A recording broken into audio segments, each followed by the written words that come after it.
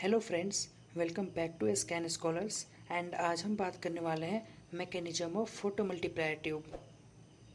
ठीक है, जैसा कि हमने इसके प्रीवियस वीडियो में हमने इसके थ्योरेटिकल बेसिस पे डिस्कस किया था। एंड आज हम इसके टोटल वर्किंग मैकेनिज्म को डिस्कस करेंगे। ठीक है, so let's radiated with knowledge. तो फोटो मल्टीप्लायर ट्यूब के थ्योरेटिकल बेसिस पे हमने इसके प्रीवियस वीडियो में डिस्कस किया था। एंड नाउ इस वीडियो में हम इसके वर्किंग मैकेनिज्म को डिस्कस करेंगे। ठीक है, तो एकदम बेसिक से स्टार्ट करेंगे एंड इसको वन बाय वन सबको डिस्कस करके इजी वे में इसको समझते चलेंगे।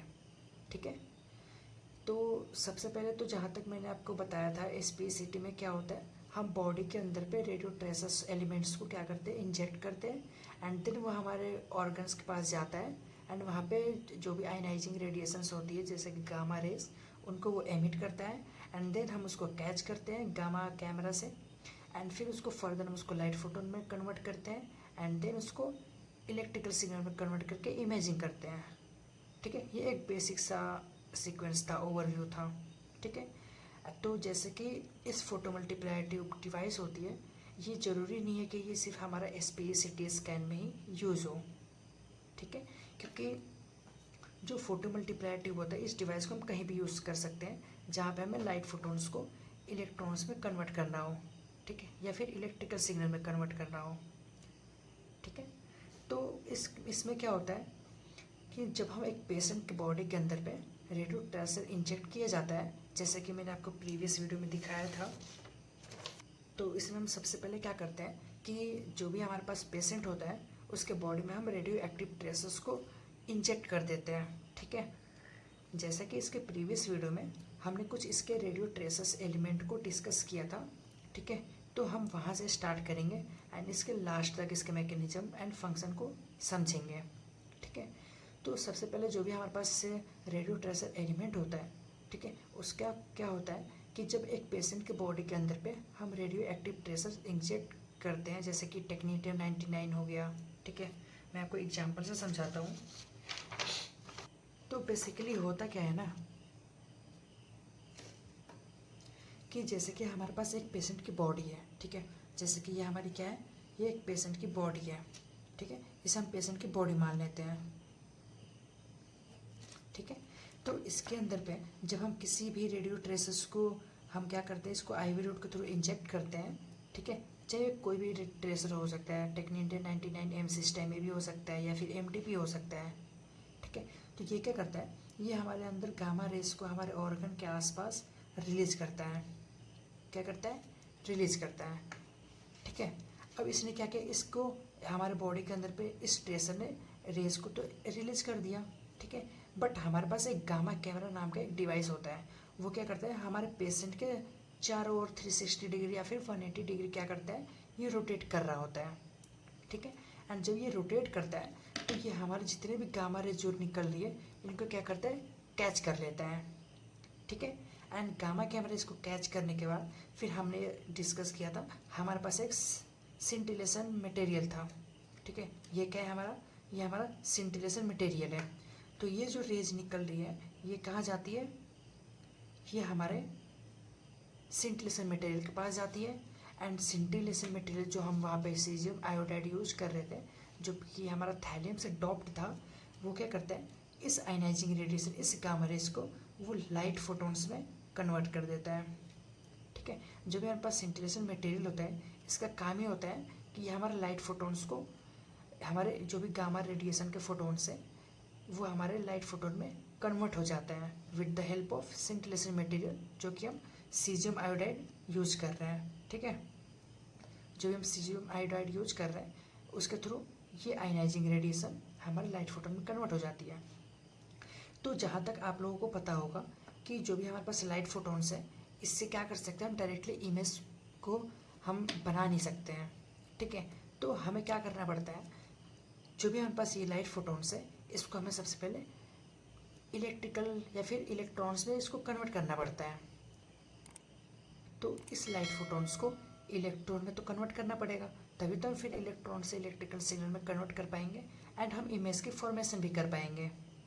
ठीक है, तो ऐसा क्या होता है कि जो भी हमारे पास लाइट फोटोन्स से कन्वर्ट हुए हैं सिंटिलेशन मटेरियल से, तो इसको क्या करते हैं हम पीएम ट्यूब के अंदर पे रन करवाते हैं, ठीक है। तो ये लाइट फोटोन्स इस पीएम ट्यूब के अंदर पे जाती हैं एंड देन यहाँ से ये हमारे इलेक्ट्रिकल सिग्नल बन के बाहर आती हैं, ठीक है। तो ये जो पीएम ट्यूब है, आज हम इसी को डिस्कस करने वाले हैं कि इसके अंदर पे जो लाइट फोटोन्स है इनका रोल एंड इसका फंक्शन क्या होता है, कैसे ये लाइट हमारे इलेक्ट्रॉन्स में कन्वर्ट होती है। तो आज हम इस पे डिस्कस करने वाले हैं, ठीक है। तो ये एक बेसिक सा डायग्राम है, ठीक है, हमारे पीएम ट्यूब का। तो सबसे पहले हमारे पास एक पीएम ट्यूब के आउटर स्ट्रक्चर होता है, ठीक है, जो हमारा डायोड्स एनोड वगैरह को कंसिस्ट करके रखता है। इस ट्यूब के अंदर वैक्यूम प्रेजेंट है, इसके अंदर से सारी एयर बाहर निकली जा चुकी है।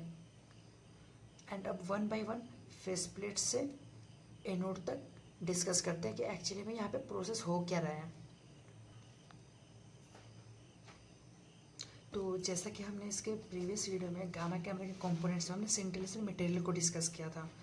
तो वो सिंटिलेशन क्या करता है, जो भी हमारे पास गामा रेज हमारे बॉडी से रिलीज हुई है वो यहाँ पे क्या होती है, वो हमारा लाइट फोटोन्स में कन्वर्ट हो जाती है, ठीक है। ये हमारी क्या है, ये हमारी लाइट फोटोन्स है, ठीक है। एंड जो फेस प्लेट होता है ये हमारे पीएम ट्यूब का सबसे आउटर मोस्ट ट्रांसपेरेंट विंडो होता है, ठीक है, जो कि किसका बना होता है, ये बोरोसिलिकेट का बना हो सकता है, ठीक है, या फिर हम इसको क्वार्ट्स का भी बना सकते हैं, ठीक है। तो ये बोरोसिलिकेट और क्वार्ट्स का हमारा फेस प्लेट जो है ये बना होता है, ठीक है। तो क्वार्ट्स को हम तब यूज़ किया जाता है जब यूवी या फिर हाई एनर्जी फोटोन्स डिटेक्ट करने हो, ठीक है। एंड इसका मेन रोल होता है कि सिंटिलेशन क्रिस्टल से आने वाला लाइट फोटोन को बिना डिस्टोर्शन के पीएम ट्यूब के अंदर में क्या करा देता है, एंट्री करा देता है, ठीक है। एंड ट्यूब के जो वैक्यूम को एयर टाइट सील देना इसका मेन मोटिव होता है, ठीक है। तो ये फेस प्लेट जो है और सिंटिलेटर के बीच एक ऑप्टिकल ग्रीस होता है, ठीक है, या फिर जेल लगाया जाता है ताकि लाइट इफिशिएंटली इसके अंदर से पास हो सके एंड रिफ्लेक्शन या स्कैटरिंग ना हो, ठीक है। क्योंकि अगर फेस प्लेट के ऊपर पे या फिर फेस प्लेट का मटेरियल सही नहीं होगा तो सरफेस रफ हो तो लाइट लॉस हो सकता है और सिग्नल वीक या इनकरेज भी मिल सकता है हमें। तो इसके बाद जो है वो है फोटो कैथोड। तो जो फोटो कैथोड होता है ये एक पीएन ट्यूब का वो सेंसिटिव लेयर होता है, ठीक है, जो फेस प्लेट के जस्ट अंदर होता है, ठीक है। फेस प्लेट से एंटर होने के बाद जस्ट जो हमारा फर्स्ट लेयर होती है वो हमारे फोटो कैथोड की होती है, ठीक है। तो इसके अंदर फेस प्लेट के बाद हमारा फोटो कैथोड होता है। ये एक एल्काली मेटेरियल जैसे कि ये हमारा सीजियम का बना हो सकता है, ठीक है, या फिर एंटीमनी का हो सकता है, ठीक है, या फिर हम इसको सोडियम का भी बना सकते हैं। तो इसका इस फोटो कैथोड का काम होता है कि जो भी हमारे पास इंसिडेंट लाइट जो भी अंदर आई है, ठीक है, तो इनको एब्जॉर्ब करके उनको इलेक्ट्रॉन्स में कन्वर्ट कर देना, ठीक है। ये फोटो कैथोड इसको एब्जॉर्ब करेगी एंड इसको इलेक्ट्रॉन्स में क्या करेगी, कन्वर्ट कर देगी, ठीक है। इस प्रोसेस को हम फोटो इलेक्ट्रिक इफेक्ट कहते हैं। जो यहाँ पे प्रोसेस हो रही है फोटो कैथोड में, जो भी लाइट से कन्वर्जन हो रहा है इलेक्ट्रॉन्स में, तो इस प्रोसेस को हम क्या बोलते हैं, फोटो इलेक्ट्रिक इफेक्ट कहते हैं, ठीक है।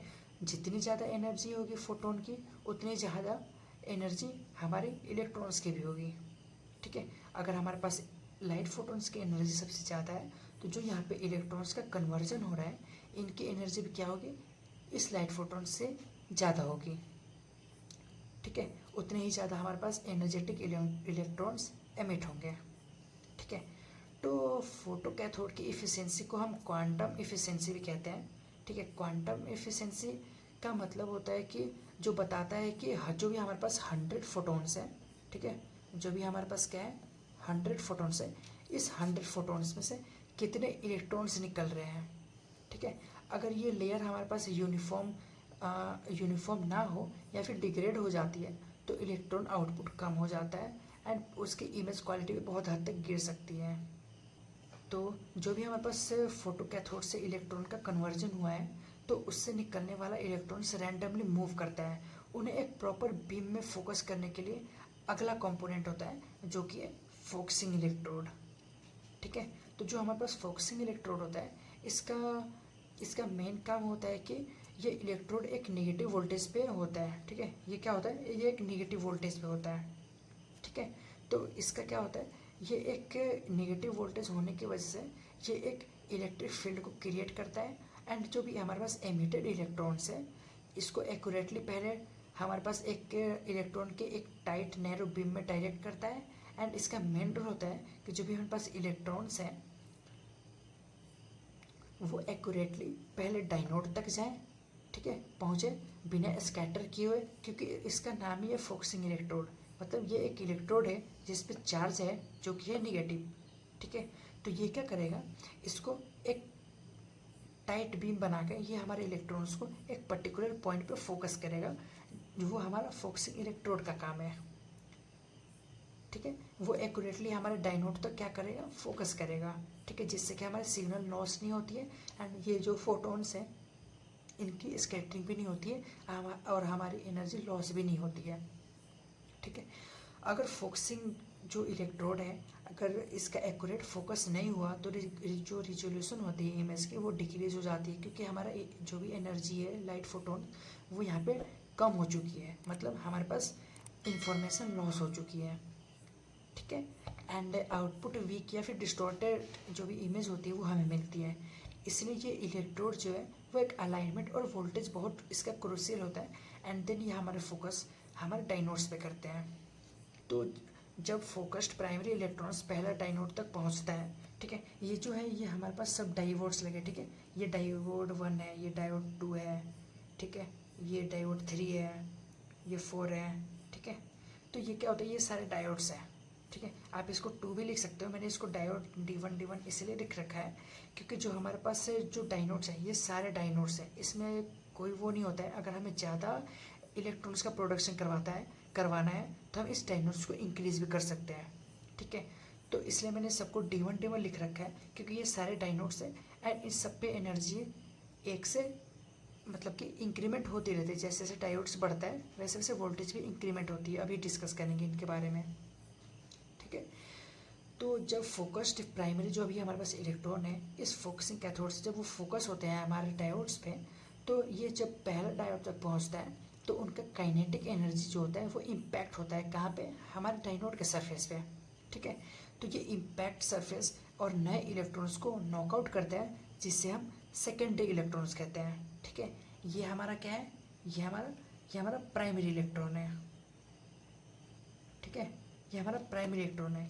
एंड ये जो है ये हमारा सेकेंडरी इलेक्ट्रॉन है, ठीक है, ये हमारा सेकेंडरी इलेक्ट्रॉन है, ठीक है। तो जितने भी इसमें डाइनोड्स लगे होते हैं वो हर स्टेज पे प्राइमरी इलेक्ट्रॉन्स का मल्टीपल सेकेंडरी इलेक्ट्रॉन्स में कन्वर्जन होता है। अगर यहाँ पे 1 इलेक्ट्रॉन है तो यहाँ पे 2 हो जाएगा, यहाँ पे 4 हो जाएगा, यहाँ पे 8 हो जाएगा, ठीक है। ऐसे ऐसे इंक्रीमेंट होते रहता है, ठीक है। तो जो भी हमारे पास हर डाइनोड के स्टेज पे प्राइमरी इलेक्ट्रॉन्स का मल्टीपल सेकेंडरी इलेक्ट्रॉन्स में कन्वर्जन होता है, ये प्रोसेस हर डाइनोड पे रिपीट होती है, ठीक है, जिससे कि सिग्नल क्या होती है, एम्पलीफाई होती जाती है। फॉर एग्जांपल एक इलेक्ट्रॉन अगर पहले डायोड से 3 सेकेंडरी इलेक्ट्रॉन्स को जनरेट करता है तो वो अगले डायोड पे वो 3 और मल्टीप्लाई होंगे, ठीक है। इस कैस्केडिंग मल्टीप्लिकेशन से हम millions of electrons final anode तक पहुँचते पहुँचते जनरेट कर लेते हैं, ठीक है।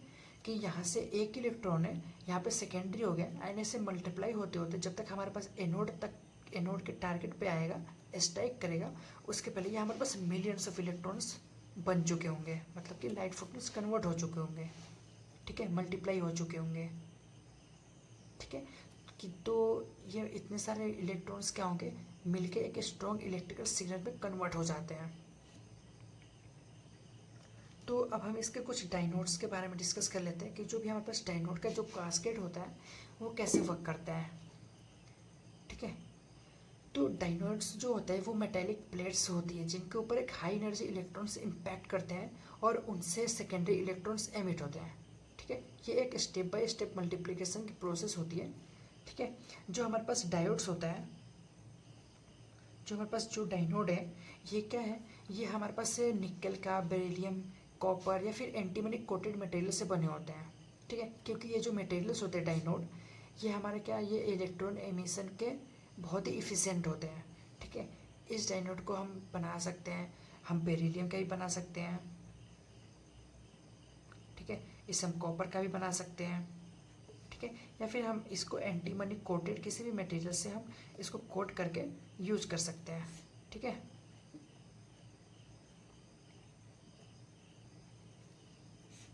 ठीक है, जो भी हमारे पास एंटीमनी कोटेड मटेरियल्स होता है उससे कवर करके हम इस डाइनोड को यूज कर सकते हैं, ठीक है।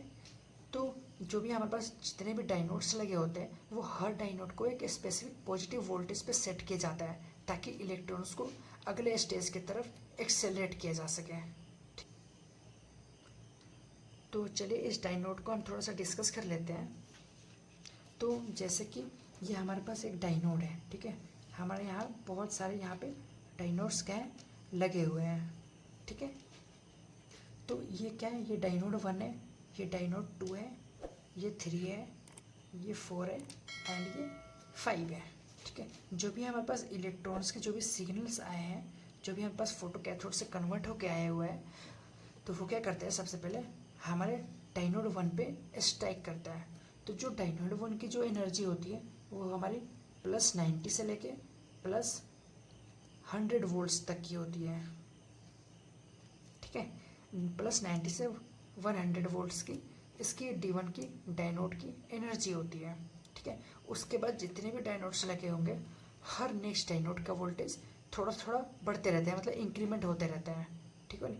और जो इंक्रीमेंट होता है वो यूजुअली कितना होता है, वो हमारा +50 वोल्ट से लेके वो हमारा +150 वोल्ट्स तक के इंक्रीमेंट से बढ़ता रहता है।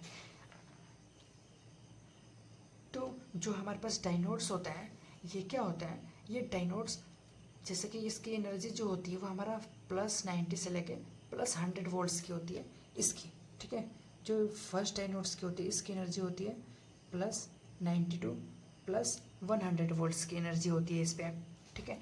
जैसे जैसे ये डाइनोड्स बढ़ते जाएंगे, जैसे जैसे इलेक्ट्रॉन्स D1 से लेके D2 पे आएंगे एंड उसके बाद नेक्स्ट डाइनोड, फिर नेक्स्ट डाइनोड एंड उसके बाद नेक्स्ट डाइनोड पे जैसे जैसे स्ट्राइक करेंगे तो उनके बीच के वोल्टेज, डाइनोड्स के बीच के वोल्टेज डिफरेंस होता रहता है। एंड वो डिफरेंस कितने का होता है, वो हमारा +50 से लेके +50 वोल्ट से लेके ये हमारा +150 वोल्ट्स तक का हो सकता है, ठीक है।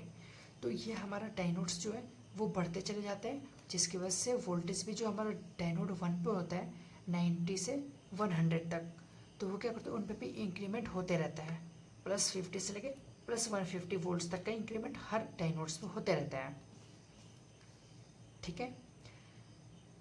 तो अगर हमारे पास जो भी फोटो मल्टीप्लायर ट्यूब के अंदर पे 10 डाइनोड्स हैं तो वो टोटल वोल्टेज डिफरेंस होता है अराउंड 1000 वोल्ट से लेके 1500 वोल्ट्स तक के हमारे कैथोड से एनोड तक के बीच का डिफरेंस होता है।